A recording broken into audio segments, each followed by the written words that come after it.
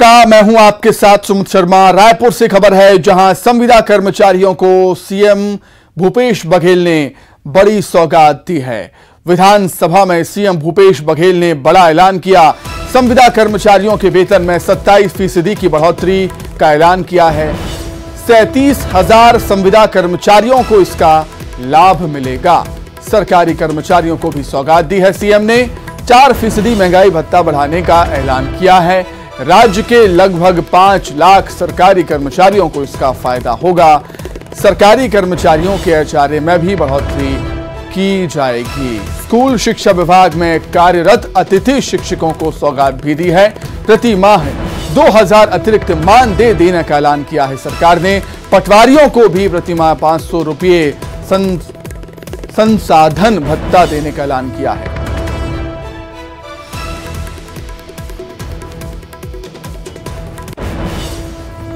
जो शासकीय कर्मचारी जो लगातार मांग कर रहे थे, सभी शासकीय कर्मचारी महंगाई भत्ता 4% की वृद्धि की गई है। संविदा कर्मचारी जो 37,000 लगभग हैं, तो संविदा वेतनमान में 27% की वृद्धि की गई है। दैनिक वेतन भोगी जो श्रम विभाग द्वारा निर्धारित दर है, उसमें 4,000 रुपया प्रति माह उसके वृद्धि की गई है। अतिथि शिक्षक उसका 2,000 मासिक वृद्धि की गई। समस्त पटवारी का 500 रुपया और सभी शासकीय सेवक 7वीं वेतनमान पर बी श्रेणी शहर हेतु 9% तथा सी श्रेणी और अन्य शहर के लिए 6% भाड़ा भत्ता भाड़ा भत्ता दिया जाएगा। सभी पुलिस आरक्षक को 8,000 रुपया किट भत्ता वार्षिक उसको दिया जाएगा। 0 से 3 किलोमीटर का 40 रुपया है, 3 किलोमीटर से 10। तो सीएम भूपेश बघेल ने बड़ा ऐलान किया है विभिन्न वर्गों के लिए। विधानसभा में संविदा कर्मचारियों के वेतन में 27% की बढ़ोतरी की जाएगी। 37,000 संविदा कर्मचारियों को इसका लाभ मिलेगा। सरकारी कर्मचारियों को सरकार की सौगात। महंगाई भत्ते में 4% की बढ़ोतरी का ऐलान सीएम भूपेश बघेल ने किया। लगभग 5 लाख सरकारी कर्मचारियों को इसका लाभ मिलेगा। 37,000 संविदा कर्मचारियों के वेतन में 27% की वृद्धि का ऐलान किया है। दैनिक वेतन भोगी के वेतन में 4,000 रुपये मासिक वृद्धि का ऐलान किया है। अतिथि शिक्षकों के वेतन में 2,000 रुपये मासिक की बढ़ोतरी की जाएगी। पटवारियों को 500 रुपये मासिक संसाधन भत्ता भी सरकार देगी। चलिए, अधिक जानकारी के लिए सीधे रायपुर का रुख करेंगे। सहयोगी ममता लांजेवार हमारे साथ जुड़ गई हैं रायपुर से समय लाइव। ममता, विभिन्न वर्गों को सीएम भूपेश बघेल ने सौगात दी है, चाहे वो संविदा कर्मचारी हों, सरकारी कर्मचारी हों, पटवारी हों, पुलिस आरक्षक हों या अतिथि शिक्षक हों। बिल्कुल, देखिए, और विधानसभा के मानसून सत्र में खासतौर पे अगर हम बात करें तो संविदा जो कर्मचारी हैं उनकी खासतौर पे नजर जो है वो टिकी हुई थी। और उसके साथ ही जो सरकारी कर्मचारी हैं राज्य सरकार के, वो डीए को लेकर भी लगातार, हालांकि थोड़े दिन पहले 5% डीए बढ़ाया गया था, लेकिन वो मांग कर रहे थे कि केंद्र सरकार के बराबर जो है वो डीए हो जाए, तो 4% डीए उनका बढ़ाया गया। संविदा जो कर्मचारी है उनके एकमुश्त वेतन में 27% की वृद्धि की गई है। नियमितीकरण को लेकर उन्होंने कहा कि कई टेक्निकल दिक्कतें हैं और इसके लिए केंद्र जो है उन्हें भी मदद करनी पड़ेगी, केंद्र सरकार को मदद करनी पड़ेगी। मुख्यमंत्री भूपेश बघेल ने कहा तब जाकर नियमितीकरण के बारे में कुछ सोचा जा सकता है। दूसरी बात, अगर हम बात करें तो स्कूल शिक्षा विभाग में जो कार्यरत अतिथि शिक्षक हैं उनको प्रतिमाह 2,000 रुपये अतिरिक्त मानदेय दिया जाएगा। पटवारियों को प्रतिमाह 500 रुपये जो संसाधन भत्ता दिए जाने की घोषणा मुख्यमंत्री भूपेश बघेल ने की। लेकिन इसके अलावा जो बड़ी बात अगर हम बात करें, जो आने वाले चुनाव में एक बड़ा मुद्दा बीजेपी बनाने जा रही थी, वो था प्रधानमंत्री आवास योजना। और इसको लेकर चूंकि जो है एक तरह से कहें कि जनगणना नहीं हुई थी, तो मुख्यमंत्री भूपेश बघेल जहां जहां भेंट मुलाकात में जा रहे थे तो लोग इस बात को लेकर कह रहे थे कि जहां पर जिनके पीएम आवास योजना के तहत घर नहीं बने हैं, तो उस समय मुख्यमंत्री कहते थे कि जनगणना नहीं हुई है, लेकिन हम अपनी तरफ से सर्वे करा रहे हैं। अब सर्वे आ गया तो सर्वे के आधार पर जो है वो ग्रामीण आवास योजना सरकार शुरू करने जा रही है। और इसके तहत एक जो 100 करोड़ का प्रावधान रखा गया है और जो गरीब और वंचित लोग हैं जो पीएम आवास योजना के तहत जिनको लाभ नहीं मिल पाया, उनके मकान जो है मकान बनाने के लिए सरकार जो है वो आर्थिक राशि देगी। पहले ऐसे लोग जिनके घर नहीं है, दूसरी पंक्ति में वो लोग रहेंगे जिनके कच्चे मकान हैं, तो इन लोगों को देगी। तो जाहिर तौर पर ये कह सकते हैं कि आने वाले चुनाव में जो एक बड़ा ये जो है एक तरह से कहें कि इमोशनल बिल्कुल ममता, अगर सियासी दृष्टिकोण से हमें से देखा जाए तो इस साल विधानसभा चुनाव होने हैं और विधानसभा का अंतिम सत्र भी है ये, तो कहीं ना कहीं हर वर्ग को साधने की कोशिश में सरकार नजर आई है। बिल्कुल, देखिए संविदा कर्मचारी लगातार हड़ताल कर रहे थे, तो उनको साधने की कोशिश की गई है। नियमितीकरण नहीं, लेकिन उनके वेतन में वृद्धि की गई है। पटवारी जो है वो मानदेय को लेकर कह रहे थे कि अतिरिक्त जो संसाधन भत्ते की मांग को लेकर और भी मांगों को लेकर थे, तो उनको कोशिश की गई है कि उनको थोड़ा सा संतुष्ट किया जाए। संविदा वेतन कर्मचारियों का तो हमने बता ही दिया। स्कूल शिक्षा विभाग में जो अतिथि शिक्षक हैं वो अपनी मांगों को लेकर सड़क पर उतरे हुए थे, तो उन्हें अतिरिक्त 2000 रुपए मानदेय को लेकर कहा गया। और इसके साथ ही 5 लाख जो शासकीय सेवक है उनको 4% अतिरिक्त महंगाई भत्ता दिया जाएगा, डीए दिया जाएगा। तो कहीं ना कहीं केंद्र के बराबर जो है वो उनका डीए हो जाएगा, जो एक बड़ी मांग के तौर पे टुकड़े टुकड़े में किया गया, लेकिन लगभग जो है वो जो डीए को लेकर जो मांग थी उसको एक जो पूरा किया गया, ऐसा कर्मचारी जो है वो कह रहे हैं। दूसरी बात, अगर कई बड़े ऐलान सीएम भूपेश बघेल ने आज किए हैं। बहुत धन्यवाद ममता आपका जुड़ने के लिए। तो जैसा कि हम बता रहे हैं कि कई बड़े ऐलान सीएम भूपेश बघेल ने किए, एक और बड़ा ऐलान किया है ग्रामीण आवास योजना का सीएम ने ऐलान कर दिया और इसके तहत ग्रामीण आवास योजना के तहत मकान दिए जाएंगे लोगों को। पीएम आवास योजना से वंचित लोगों को मकान मिलेंगे राज्य सरकार की तरफ से। राज्य सरकार के सर्वे के आधार पर मकान दिए जाएंगे, यह ऐलान किया है सीएम भूपेश बघेल ने।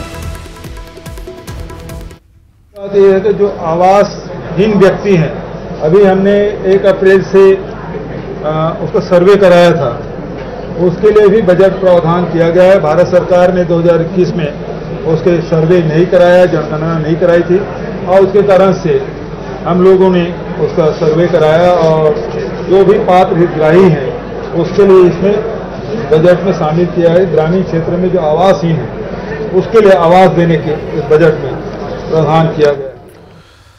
वहीं विधानसभा में आज अनुपूरक बजट भी पेश हुआ। सीएम भूपेश बघेल ने विधानसभा में 6031 करोड़ 75 लाख 2,977 रुपए का अनुपूरक बजट पेश किया है, जो बीते 23 साल में सबसे बड़ा अनुपूरक बजट है। इसके पारित होने पर इस साल के लिए राज्य का कुल बजट बढ़कर 1,13 करोड़ का हो जाएगा। जो बजट है, मुख्य बजट 1,21,500 करोड़ का था, अब 6,032 करोड़ मिला के अब 1,27,532 करोड़ का आकार हो चुका है। तो ये राजकोषीय जो घाटा है वो 15,199 करोड़ का है, और वर्ष 23-24 के लिए जो जीएसडीपी है वो 5,09,043 करोड़ का है। अनुपूरक सहित राजकोषीय घाटा 20,040 करोड़ का है। अन्य राज्य जो हैं, चाहे गुजरात हो, चाहे वो महाराष्ट्र हो, चाहे वो उत्तर प्रदेश हो, तमिलनाडु हो, आंध्र प्रदेश हो, ये इनके तुलना में हमारी स्थिति क्या है, और प्रथम तिमाही में भी जो ऋण लिया गया उसके भी चार्ट मैंने उपलब्ध कराए, सदन में मैंने रखा है। तो इस हिसाब से देखें तो छत्तीसगढ़ की आर्थिक स्थिति बहुत सुदृढ़ है, मजबूत है। रायपुर से बड़ी खबर, SC/ST युवाओं के नग्न प्रदर्शन के बाद सरकार एक्शन में है और फर्जी प्रमाण पत्रों की समीक्षा अब सरकार करेगी। फर्जी प्रमाण पत्र के आधार पर नौकरी करने वालों पर कार्रवाई भी होगी, नौकरी निरस्त करने की समीक्षा भी होगी। 20 जुलाई को मुख्य सचिव समीक्षा करेंगे। प्रशासन ने संबंधित विभागों को सूचना दी है। फर्जी जाति प्रमाण पत्र की जांच के लिए समिति बनी है। समिति की रिपोर्ट की सरकार समीक्षा करेगी।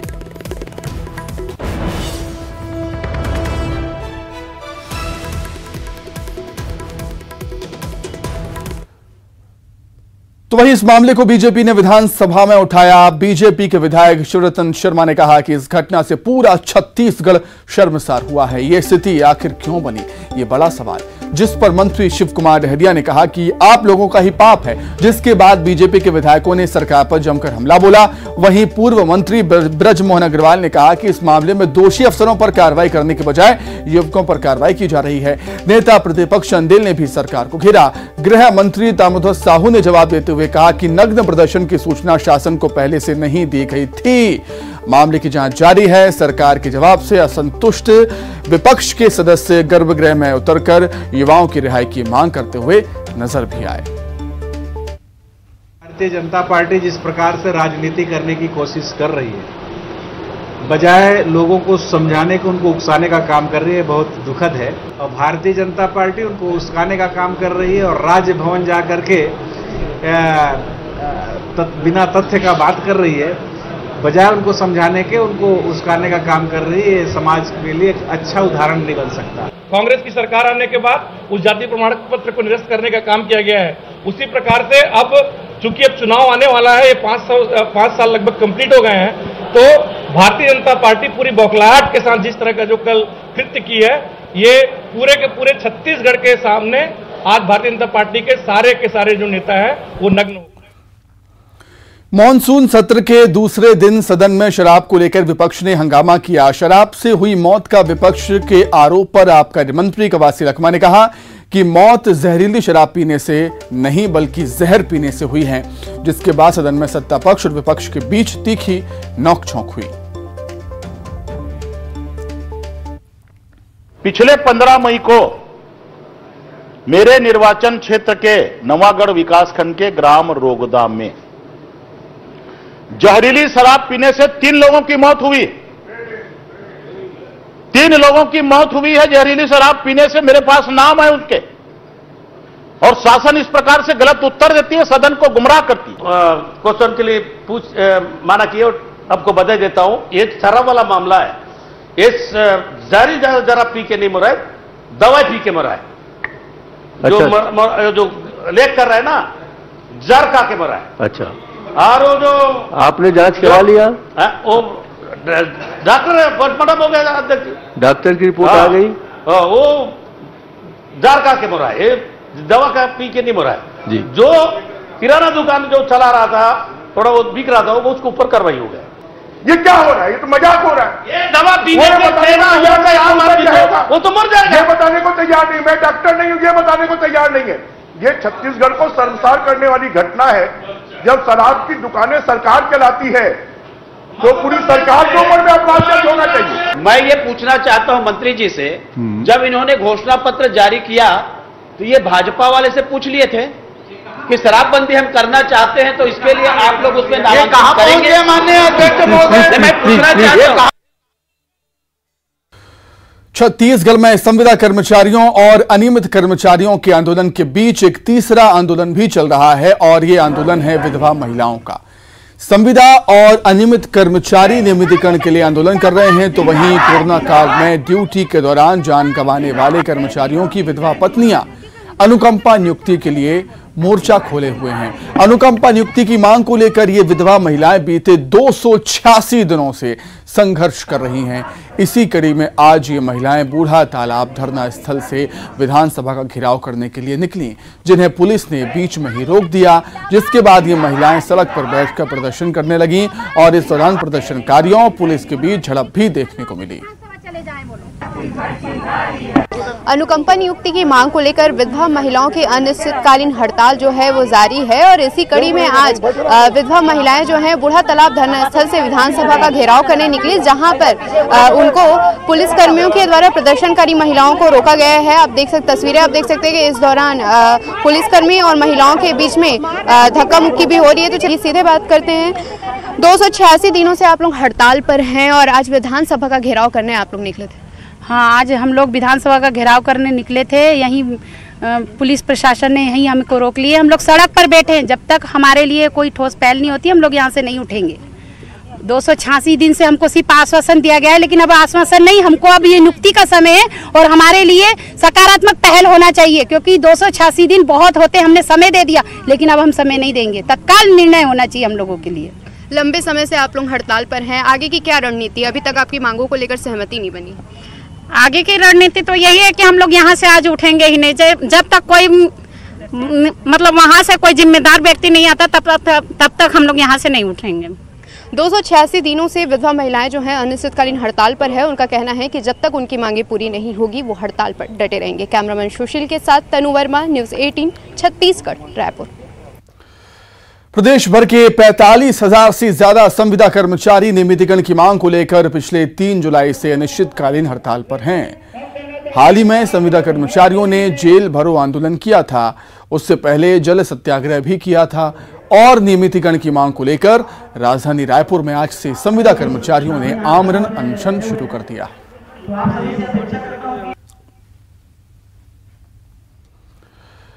विधानसभा चुनाव की तैयारी के बीच राजनीतिक दलों की जोर आजमाइश भी जारी है। बीजेपी ने स्थानीय मुद्दों को लेकर प्रदेश के हर विधानसभा क्षेत्र में घेराव, धरना प्रदर्शन का अभियान चलाया, जिसमें पार्टी के तमाम नेता कार्यकर्ता पहुंचे थे। पार्टी के इस प्रदर्शन में बीजेपी युवा मोर्चा भी शामिल हो गया। आज एक बार फिर बीजेपी प्रदेश के अलग अलग जिलों में धरना प्रदर्शन करने के लिए उतरी। कहीं खराब सड़क, कहीं नाली खराब, कहीं आम लोगों की समस्याएं, तो कहीं कांग्रेस सरकार के दावे और वादा खिलाफी को लेकर पार्टी ने प्रदर्शन किया है।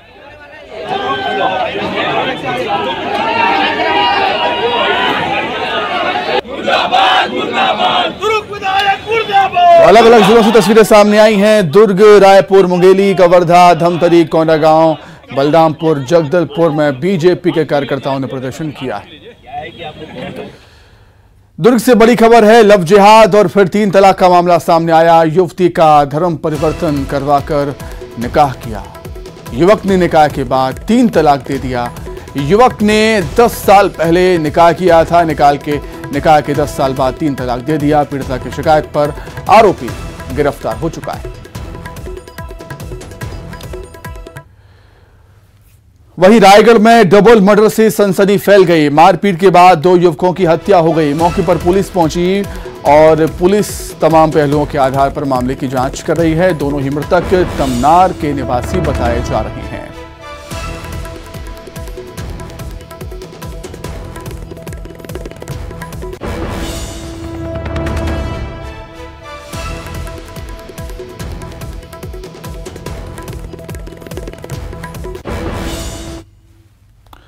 आइए अब देखेंगे 25 सेकंड में खबरें।